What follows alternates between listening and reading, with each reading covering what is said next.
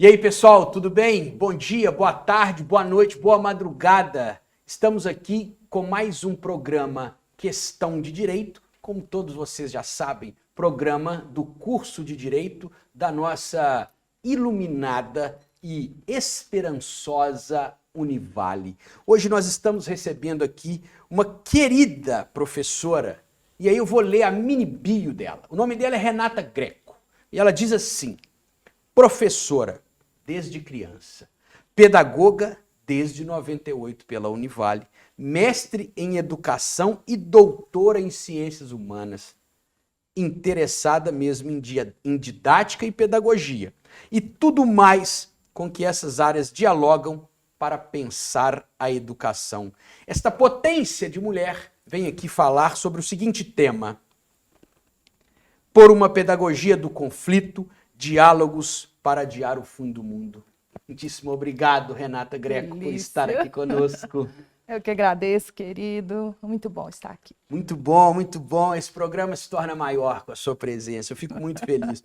E para que todas as pessoas que estão nos vendo, nos assistindo, nos ouvindo e nos sentindo conheçam um pouco mais de você, quem é a Renata por ela mesma? Eita, que essa pergunta é danada, né? É boa demais. E bagunça a cabeça da gente, né? Ficar pensando, quem sou eu por mim mesmo, né? Então eu poderia, assim, descrever, né? Mulher, cis, hétero, branca. Mas não sei se isso diz quem eu sou, né? Não sei. Eu não sei. Até porque eu não gosto muito desse trem de rótulo, não, sabe? Sei. Eu já fiquei pensando em dizer assim, não binária, mas também não sei se eu sou isso. Então, nada disso.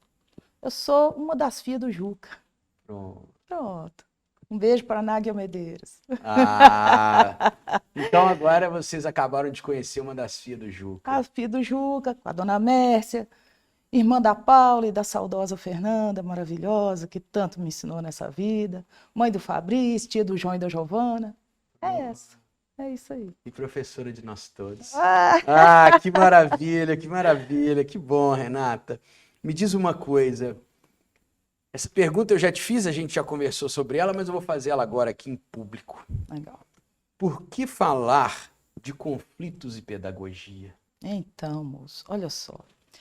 Pedagogo vai ser gestor, né? Uma das nossas possibilidades de atuação é a gestão, né? Nas escolas, na educação. E se tem um profissional que lida com conflito, é o gestor, né, moço? E na educação ele sobra. E de toda a natureza, uma diversidade incrível. Até porque, para a gente pensar o seguinte, aí vamos lá no Bourdieu, né? Um pouquinho. Bourdieu vai falar da educação, que tudo que está na sociedade está dentro da escola. A gente acha que o muro da escola isola a escola da sociedade, mas de forma alguma. Ele é extremamente poroso, né? E o que está na nossa sociedade está lá dentro. Então, os conflitos que estão lá, estão aqui. E aí, a gente precisa pensar a pedagogia, pensar conflito também, entre tantas outras questões que o pedagogo precisa lidar e compreender um pouquinho, né, dessas histórias. Então, o negócio é o seguinte, né? Não dá para falar ou do trabalho do pedagogo, seja ele em qual instância for, sem lembrar disto que me parece ser uma das componentes mais fundamentais desse trabalho, que é lidar com a diversidade, seja ela entre alunos, seja ela entre docentes, seja ela entre alunos, docentes e a comunidade, seja entre a direção, a gestão, enfim. Pais, né, a família. Né, os valores das pessoas de fora que são levados para dentro da instituição e que têm que ser recepcionados dentro de um plano de ensino a ser cumprido, quer dizer...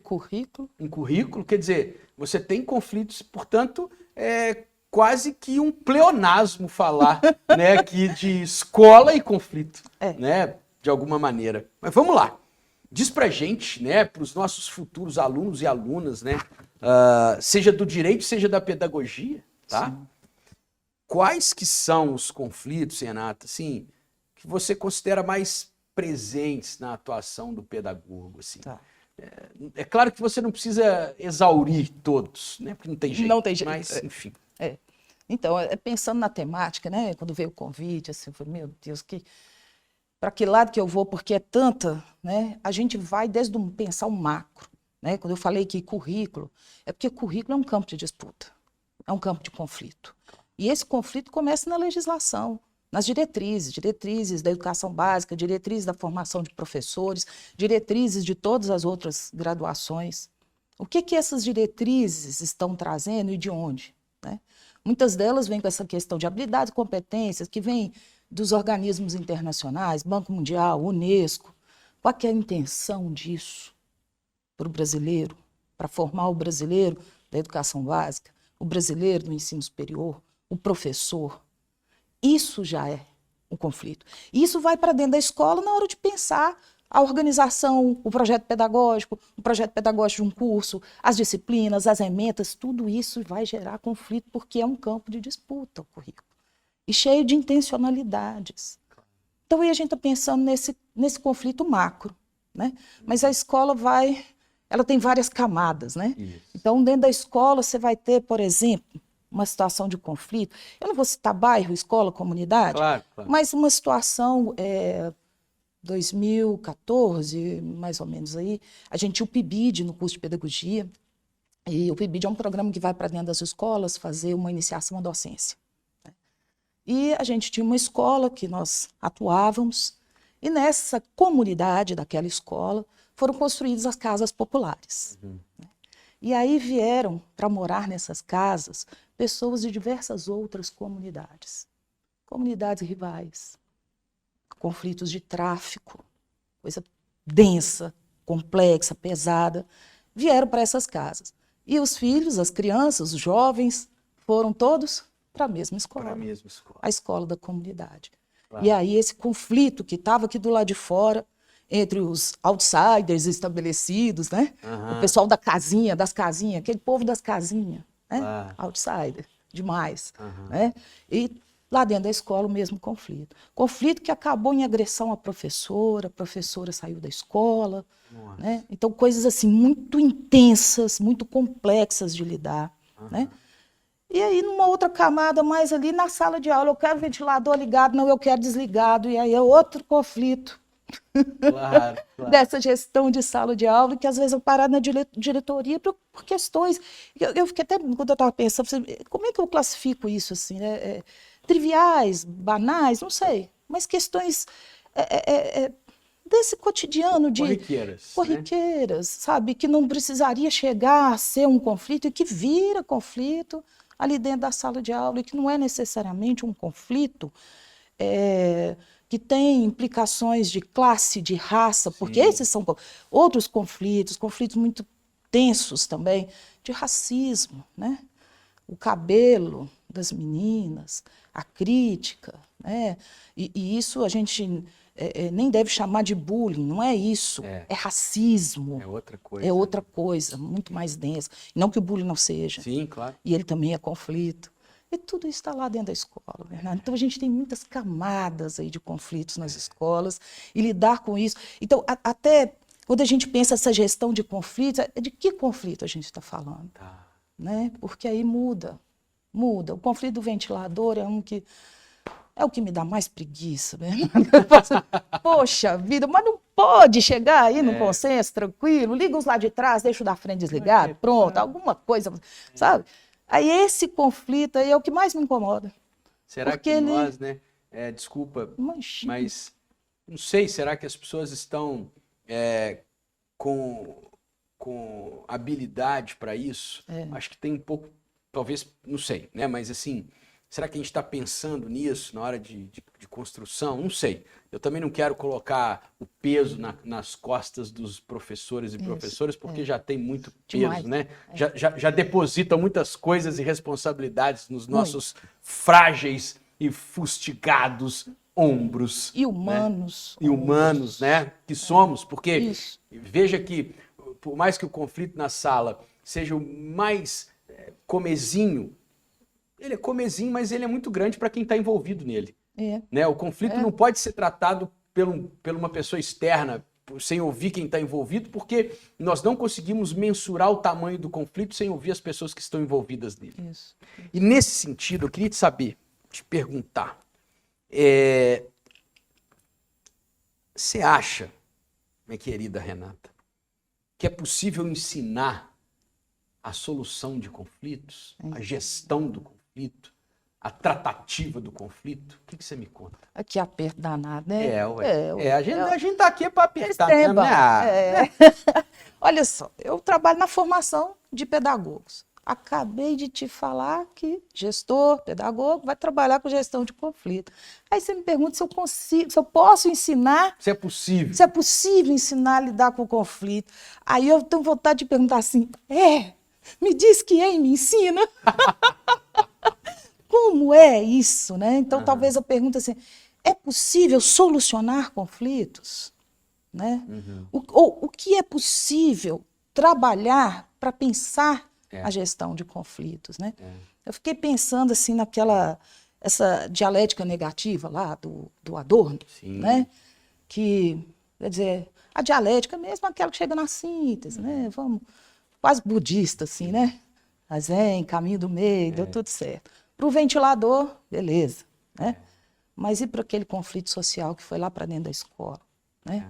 E para o conflito do currículo, que diz algo muito mais, que é projeto de país, projeto de futuro, de nação, né? Esse aí eu não vou querer a síntese dialética do caminho do meio. Perfeito. Esse tem um lado, eu vou ter lado, né?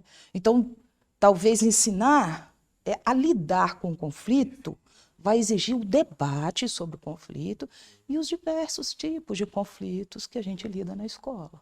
Pronto. Aí não é ensinar a lidar, mas é discutir isso. Tá. E aí era só essa a resposta que eu poderia esperar vindo de você.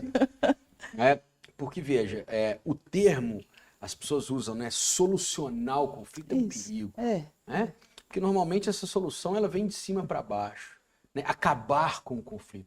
Acabar com o conflito é eliminar a nossa humanidade, é eliminar a democracia. O conflito é democrático. Ele é, por essência, democrático, porque ele nasce do debate. Agora, me parece que é possível não desviarmos do conflito. É possível debatermos sobre o conflito. É possível debatermos como nós iremos olhar para o conflito. Isso.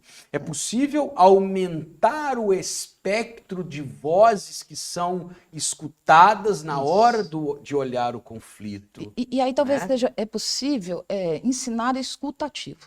Pronto. É um ensinar caminho. A escuta ativa. Caminho. Pensar naquela fala sua lá, na aula magna da pedagogia, né? O espaço. Exato. Como criar espaço dentro da escola? Bernardes estuda na mesma sala. De duas comunidades rivais. Pensar o espaço. A invenção é mágica. O espaço, ele há de ser mágico. Se nós continuarmos a pensar da maneira como nós pensávamos até outrora, sempre vai parecer impossível. Mas todas as coisas que foram inventadas um dia foram impossíveis. E isso só é factível, ou seja, a gente só vai conseguir pôr a mão nisso que a gente está dizendo quando for uma construção social. Porque é desse insight e da participação comum que a gente consegue inventar esse espaço. Porque ele não pode ser inventado pelo Bernardo ou pela Renata. A invenção do espaço para tratar um conflito, ela é uma invenção plural, social. Isso não nasce de uma pessoa. Isso não é uma ideia de uma pessoa. E sobre esse impossível, eu não consigo não pensar na Hannah Arendt. Quando ela vai falar, ela fala que não é impossível, é improvável. Pronto. É improvável. É improvável. Mas até que aconteça. Até que aconteça. E de novo me lembra o porvir, né? Sempre. Esse porvir que está na dialética negativa lá do Sempre. Eu acho que essas coisas dialogam. Não, eu não tenho nenhuma dúvida, né? E é por isso que a gente está aqui, né? Porque a minha sugestão para você como adiar o fim do mundo com uma pedagogia conflitual. Uau, né? Essa é a questão. Vamos lá tentar casar, então. O Paulo Freire com o Ailton Krenak, então, isso, né? É isso. Paulo Freire ele tem a pedagogia do conflito, ele tem um livro né, com o Gadotti, né, lá ainda dos anos 70, estava nascendo, ele já estava escrevendo maravilhosamente, né? E aí o Freire, ele fala disso, falando primeiro assim, eu escrevi muito da pedagogia do diálogo. Eu não quero enterrar a pedagogia do diálogo, Tá. mas sem enterrar, eu quero trazer a do conflito. Isso. Isso. Se a gente pensa que uma questão aí, né, é escuta, então ele tem razão, não é para enterrar o diálogo. Claro. Tá? Ele vai fazer parte da pedagogia do conflito. Agora, o que o Freire está preocupado, obviamente, é com aquela primeira camada, a macro do conflito que está na escola que eu falei, que é esse conflito de uma educação opressora. E no livro fala assim, a educação do colonizador. É a saída. E aí a pista de Paulo Freire ser decolonial, né? Tem uma pista lá, Interessantíssimo, né? tem uma pista lá. Né? Adorei. E Quero a página. Vou te mandar. De cabeça não vou saber, mas vou achar e vou te mandar. Claro, É bem legal, né? Então, assim, aí esse é o conflito que ele quer incentivar, que o pedagogo, e ele cita mesmo, os pedagogos, né, se envolvam nesse conflito e tomem o lado do oprimido. Depois ele tem um livro, A Pedagogia do Oprimido, que é bem denso. Deixa eu te fazer uma profundo. pergunta. A pedagogia do conflito é anterior à pedagogia do Anterior.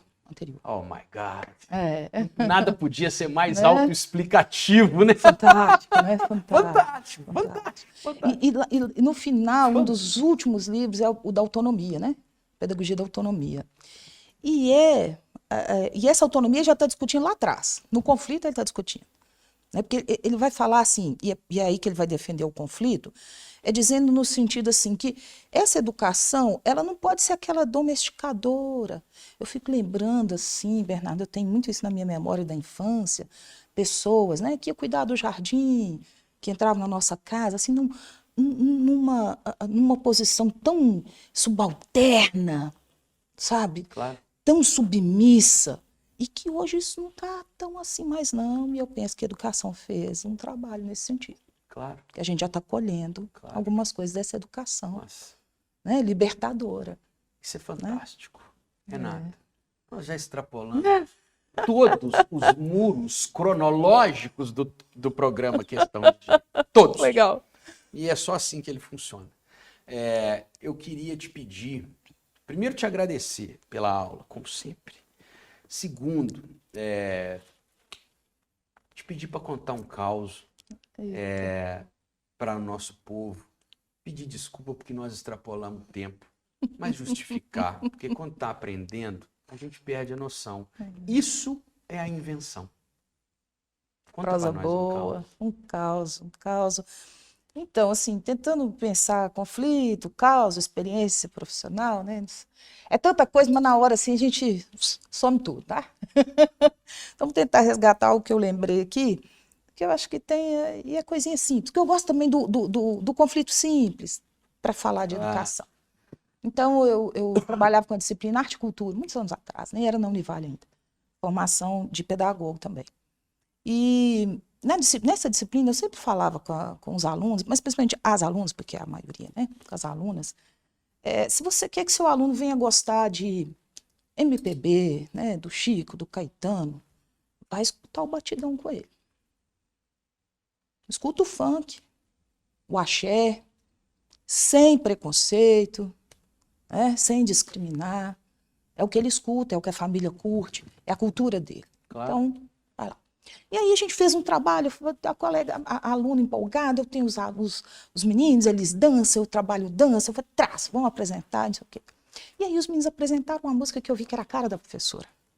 Aí terminou a apresentação, eu falei, não, vou ter que cutucar. Vou ter que cutucar um pouquinho essas crianças, né? E aí eu falei assim, quem escolhe a música? Elas ficaram um pouco sem graça, a professora traz algumas, a gente escolhe. Então a pessoa já faz uma pré-seleção. Então ela já direcionou. Eu falei, mas se vocês fossem escolher, sem a professora trazer nada, o que vocês iam escolher? E fui perguntando, Bernardo, e provocando os meninos, e cada um foi falando o que eu gostava. Até que um virou para mim e falou assim, e você? Ô, Bernardo, bom. Que presente que foi aqui. Que bom, né? Maravilha, porque era tudo que eu falava com as alunas.